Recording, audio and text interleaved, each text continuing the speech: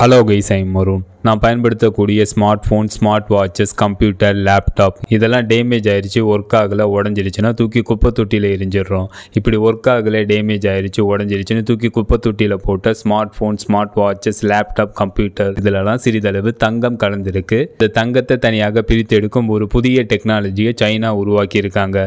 அது இன்னும் கொஞ்சம் டீட்டெயில்டாக சொல்லணும்னா, ஒர்க் ஆகலை, உடஞ்சிருச்சு, டேமேஜ் ஆயிடுச்சுன்னு தூக்கி போட்ட smartphone, smart watches, computer, laptop, electronic டிவைஸில் உள்ள கம்ப்யூட்டர் சிப், மதர் போர்டுக்குள்ள எலக்ட்ரிசிட்டி கண்டினியூவாக ஃப்ளோ ஆகிறதுக்கு சிறிதளவு தங்கம் பயன்படுத்தப்பட்டிருக்கு. அந்த தங்கத்தை வெளியே எடுக்க இதுவரை சைனைடு போன்ற டாக்ஸிக் ஆக்சைடு பயன்படுத்தப்பட்டு வருது.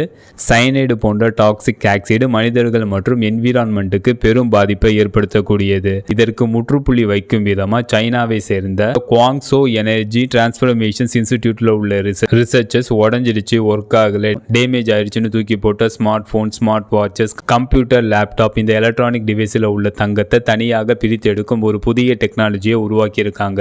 அது என்ன புதிய டெக்னாலஜி அப்படின்னு கேட்டீங்கன்னா, பொட்டாசியம் குளோரைடு மற்றும் பொட்டாசியம் புரோசிமோ சல்ஃபைடு எனப்படும் நீர்ம கரைசலை தங்கத்தை தனியாக பிரித்தெடுக்க பயன்படுத்துகிறாங்க.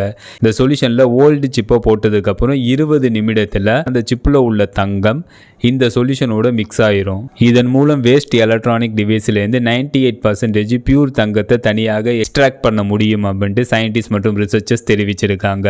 10 கிலோ எலக்ட்ரானிக் வேஸ்ட்லேருந்து 1.4 கிராம் பியூர் தங்கத்தை இந்த டெக்னாலஜியை பயன்படுத்தி எடுக்க முடியும் அப்படின்ட்டு சைனா தெரிவிச்சிருக்காங்க. தங்கம் எப்படி உருவாகுது அப்படின்னு கேட்டீங்கன்னா, 2 நியூட்ரான் நட்சத்திரங்கள் ஒன்றுடன் ஒன்று மோதும் போது தங்கம் உருவாகுது.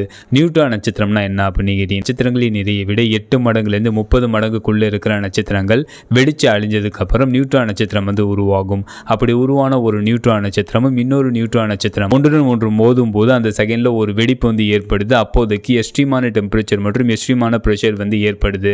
அப்போதைக்கு ஹெவி எலிமெண்டான தங்கம் மற்றும் பிளாட்டினம் உருவாகுது. இது பூமி உருவான ஆரம்ப காலகட்டத்தில் பூமியோட ஈர்ப்பு விசையினால ஹெவி எலிமெண்டான தங்கம் மற்றும் பிளாட்டினம் நமது பூமியோட மைய பகுதிக்கு சென்றுடுச்சு. அதனால நமது பூமியோட மைய பகுதியில் இருக்கக்கூடிய தங்கத்தை எடுக்க முடியாது. அது பூமியில நாம் பயன்படுத்தக்கூடிய எல்லா தங்கமும் வானத்திலிருந்து விழுந்தது தானா?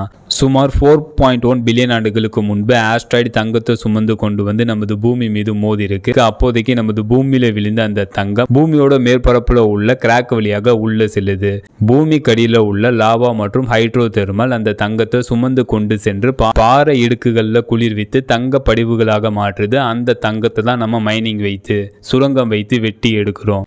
இப்போ நம்ம பார்த்தது உடஞ்சிடுச்சு, டேமேஜ் ஆயிடுச்சுன்னு தூக்கி போட்ட எலக்ட்ரானிக் டிவைஸில் உள்ள தங்கத்தை தனியாக பிரித்து எடுக்கும் ஒரு புதிய டெக்னாலஜியை சைனா உருவாக்கியிருக்காங்க. அதை பற்றி தான் நம்ம இப்போ பார்த்தோம். இந்த மாதிரி புது புது அப்டேட்டை நீங்கள் பார்க்கணும், மறக்காம இந்த சேனலை சப்ஸ்கிரைப் பண்ணுங்கள். ஃபைனலாக அந்த வீடியோ எப்படி இருந்துச்சுன்னு கமெண்ட் பண்ணுங்கள். See you.